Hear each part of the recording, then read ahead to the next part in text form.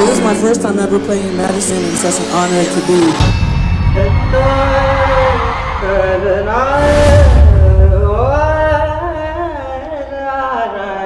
I love it here.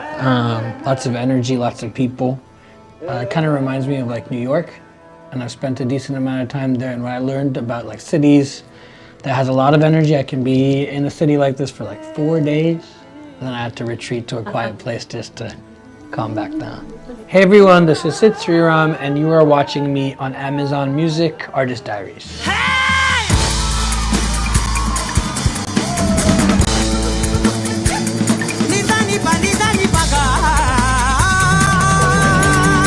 Feeling of joy for me very early on was closely tied to the sound of voices singing. I was born in Chennai. We moved to the States in '91 when I was a year old, and we moved to a city called Fremont, which is like 45 minutes outside of San Francisco. And my mom started a Carnatic music school there in '92 when I was 2.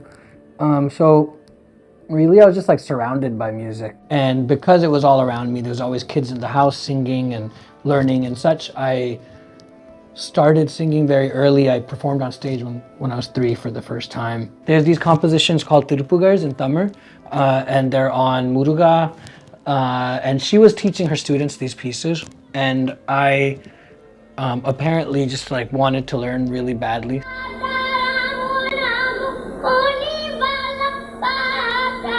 I think my parents thought I'd like go on stage and get scared, but I fell in love with it. I knew very, very quickly that, I've been given a gift. The two worlds that I felt were very distinct and separate from one another, which is like the American part of me and the Indian part of me, the way that manifested, or one of the ways that manifested, was the music that I would listen to. They got me a Walkman, and I was just in the backyard just walking around, bored out of my mind, just flipping through the channels, chanced upon the jazz station, which in the Bay Area is 91.1, is still the same. And I was transfixed. I think the most magical thing when listening to R&B and soul, the first thing is, in Carnatic music, they're called gamakas, and it's just our like vocal embellishments. So if there's like, like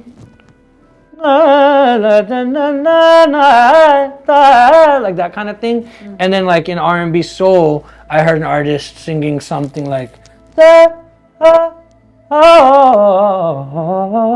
like something like that, just like some sort of a phrase. For the first time, I found these parallels that I could draw between both, and it felt like a bridge.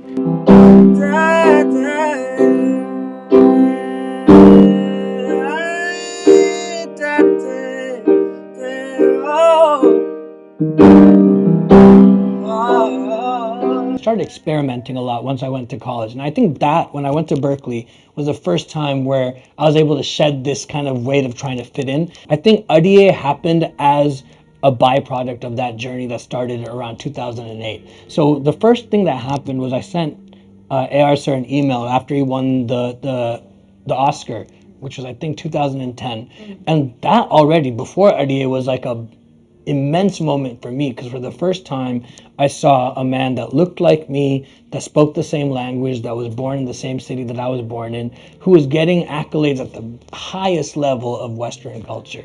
Pestered a friend of mine that had interned with him to give me his email address, and I sent him a cold email with some of the music I'd been working on that I'd released on YouTube. What I'd written to him was, "Hi sir, huge fan. I have these songs that I've been working on, and I just wanted to send them your way." And I attached, it was 2 songs specifically. One of them was called Talk to Me.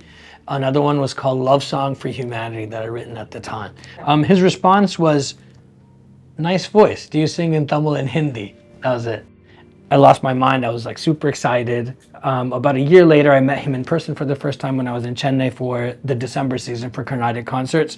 And then about a year after that, I recorded Adiye. I was still in Boston. It was my final year of college.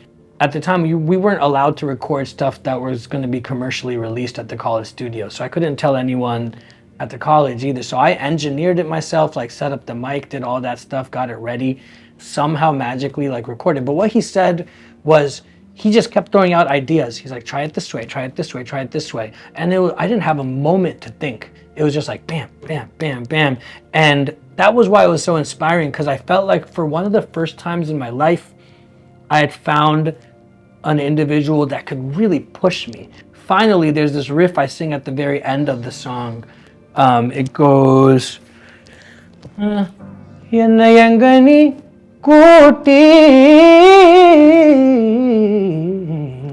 Pora, like a long like R&B riff. And he was like, wow, that sounded cool. And I like, my year was made. Angani Kuti Pora Hadiya Yelgani Kuti Pora. Carnatic music is deeply spiritual, and so many of the compositions, especially the trinity of composers, so that's Saint Tyagaraja, Muthuswami Dikshitar, and Shyama Shastri, so many of their compositions are like calling out to the divine, calling out to God, like, why won't you give me this? Or like, when will I be able to see you? You know, so obviously a very different context than longing in the romantic sense. And that sense of very deep longing has always been a part of my musical vocabulary as well.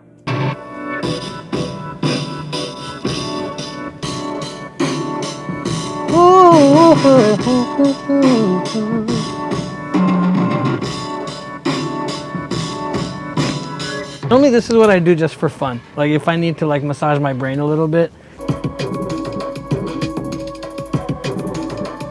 So it's all based off this recording of like where like I'm like, and just like chopping up, just seeing what happens.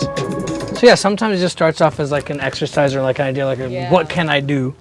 And then if like I catch something that feels really good, then just like this, I'll probably turn into a song at some point.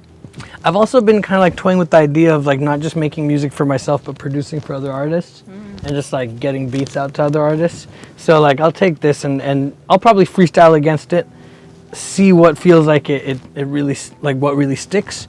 Really fun to make stuff without like pegging any kind of expectation to it, because it just becomes again an exercise in getting better at the craft. Coachella, my name is Sriram. I was born in Chennai, India, grew up in the Bay in California. Coachella was really interesting, and I'm so glad there's 2 weekends, because, you know, going into that first weekend, everyone's like, oh man, you're gonna do Coachella, like, and I didn't know this at the time, but I was the first South Indian to play Coachella. I was told that after the first set was over. I'm really glad, because I would have definitely psyched myself out even more if I knew before. But the first weekend was definitely, I call it just like a beautiful blur. Once we started the set, it was one of those magical shows, and some of the shows are a little bit more magical than others, where from the first note, there is a certain like something in the air, and you can feel it. Shivanar manam kulira upadesa mantramiri savimidilum pagarsai. From 2012 to now, it's been a steady progression of just experimenting constantly.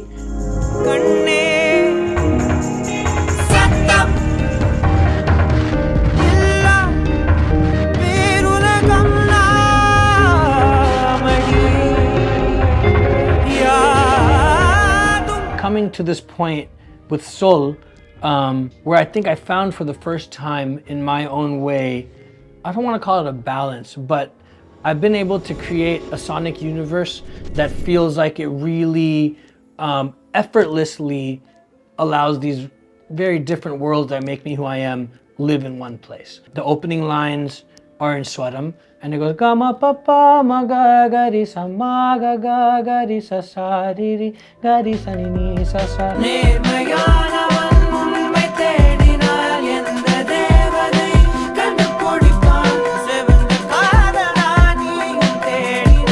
For the first time, I knew I could write a piece of music, and I wasn't trying to act happy or whatever, but with full sincerity, I was so, that like making that song just put such a big smile on my face the whole time. And in that way, it felt so vulnerable. It also felt like the first time I was opening up to the idea of expressing the fact that I am searching for a love that feels like it is eternal, that one, you know, opening up to the world in a way of me looking for a partner that I could really build a foundation with, you know? When someone on the other side of the world listens to soul, what I hope they feel the same kind of sense of joy that I felt when making it.